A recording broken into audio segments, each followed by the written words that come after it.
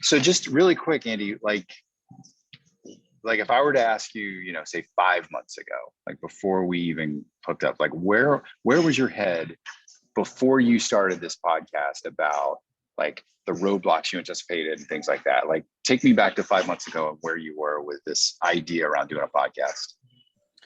Well, I would say that I was always confident in my knowledge and my information and to the ability to be successful in this career path. I wouldn't have taken such a chance on myself and decided, not to get a real job if I didn't believe I could succeed at this.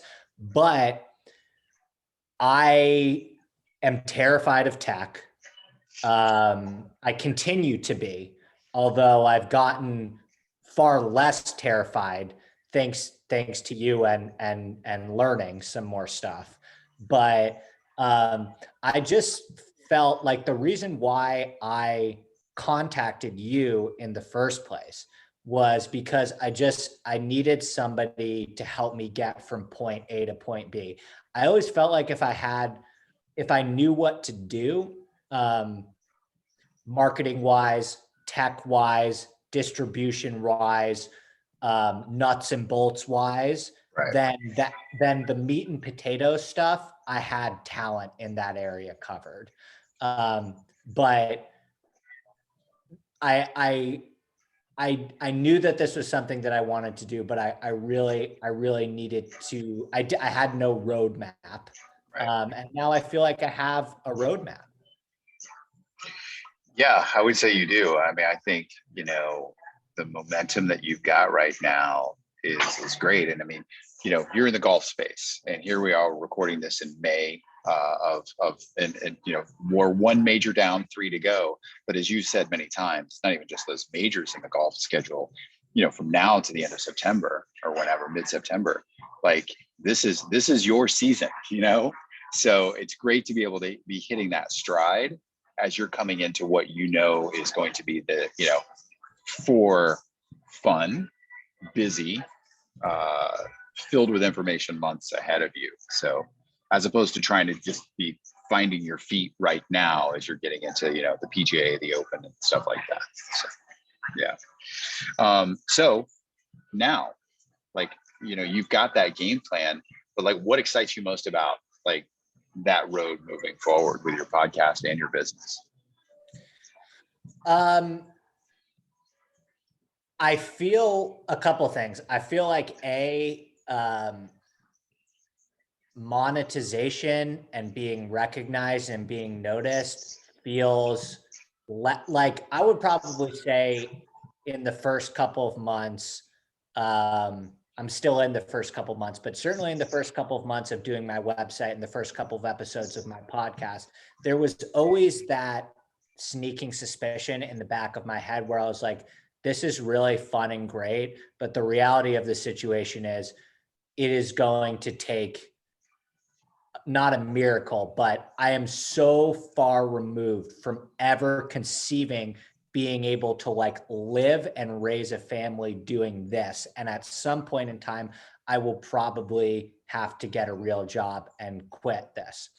I still think I am very probably far away from like that reality, but I don't find it to be inconceivable anymore. Like I trust that what I'm doing is on the right path. I try to be more patient with myself. And, I know that I actually do believe that like I could have a career really doing this. The whole thing that is, I have no doubts about my like ability. I think I'm better than a lot of people that get paid really good money to do this.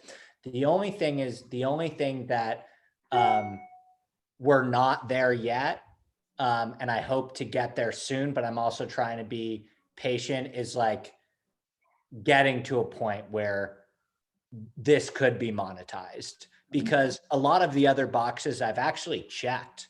Like actually, can I play you a tiny, are you recording this for part of your interview? Yeah, I'm recording it right now. Okay. But you can play something.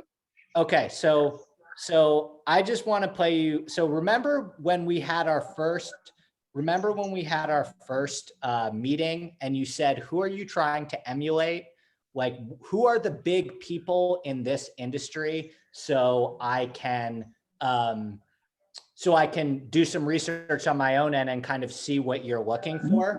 And I told you, I was like, it's Pat Mayo and Jeff Feinberg show. They're the #1 fantasy podcast. Those are the guy. He is the godfather of the industry. He is the one that sets the pace. They are number one.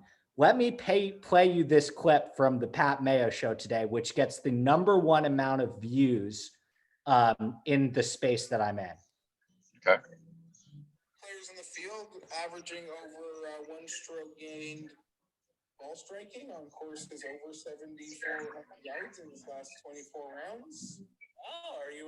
Who sent you those fantasy national stats? Yeah, exactly. This is all from Fantasy National. Yeah, but I know that you're not using it. So who is sending you this? And I know my buddy Andy Lack just sent me. I was listening to some good stuff. Listen, these are numbers. I'm pretty much. That is the most listened to golf betting podcast in the world. Wow. Yeah. Well, congratulations. Jesus, that's huge. He DM'd me too. Oh man, that is amazing. Wow. I'm kind of speechless with that. I mean, what a great feeling. Holy crap. So that happened today. That's the show that he released today. Oh my God, that is so amazing. So you are getting wrecked. So yeah, I would absolutely say that if on episode 1 or 2, you were like, man, there's no way this is ever going to achieve that level of success. You're getting credited on the most successful podcast in your space right now. That is huge. That's huge. That is almost maybe even better than if you were, I mean, don't get me wrong. I think being a guest on that podcast or some sort of appearance on that podcast would make a lot of sense for the growth of your podcast. But it's almost like to just know that they're watching and listening and now crediting you on your stats and the research and analysis that is the backbone of what you do. Man, that's amazing. Good job. That is friggin' awesome. Yeah. Well, was there a moment, I'll wrap up with this question. Was there a moment and this might have been the moment, but my next question was just really kind of like, was there a moment when it all changed? When you saw something or felt something like, the confidence, or like, were there any moments in this process for you? Like for some people, it's looking down at their phone and seeing their podcast on Spotify for the first time or things like that. Were there any of those signature moments for you in this process that elevated that confidence and again, you just played one, but are there any other moments that you can speak of that were really strong for you? Yes. My third real week of doing the podcast post Marco was actually the Masters.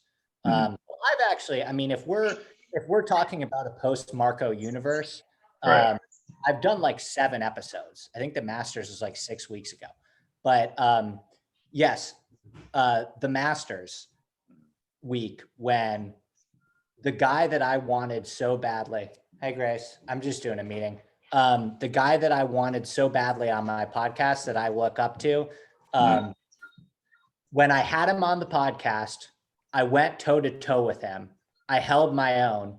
And after he tweeted out and he said like something like gimmicky or funny, but like along the lines of like, my #1 Masters bet of the week is that Andy Lack is going to blow up in this industry. He's like one of the smartest and most well-read and researched person I've had the pleasure of talking to. And that was the moment where I was like, okay, up until now, it was my dad telling me that I'm good at this. Like this guy, I have a ton of respect for. Now he's acknowledging that like, this is something I could do. That's huge. It's kind of an interesting commonality. You've got the biggest podcast host in the space around in your universe, in the golf betting universe, calling you out, giving you a shout out this morning. You've got a guest tweeting about you. You've got, the great thing is that you've got people talking about you.